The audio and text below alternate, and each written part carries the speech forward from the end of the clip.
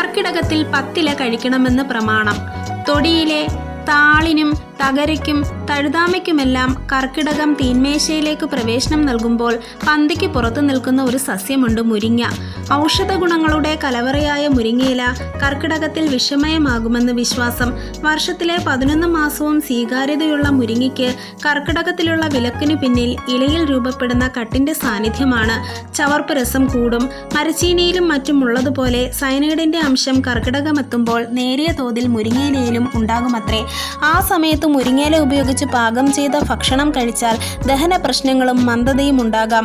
അന്തരീക്ഷത്തിലെയും മണ്ണിലെയും വിഷാംശം വലിച്ചെടുക്കാനും ശുചീകരിക്കാനും കഴിവുള്ള സസ്യമെന്ന് വിശ്വസിക്കപ്പെട്ടിരുന്നതിനാൽ പണ്ടുകാലത്ത് കിണറ്റുകരയിൽ മുരിങ്ങയില നട്ടിരുന്നത് പതിവായിരുന്നു. മുരിങ്ങത്തണ്ടിൽ ശേഖരിക്കുന്ന വിഷാംശം വർഷകാലത്ത് ജലത്തിലൂടെ ഇലകളിലെത്തുന്നതാണ് കട്ടുണ്ടാവാൻ കാരണമെന്ന് പറയപ്പെടുന്നു.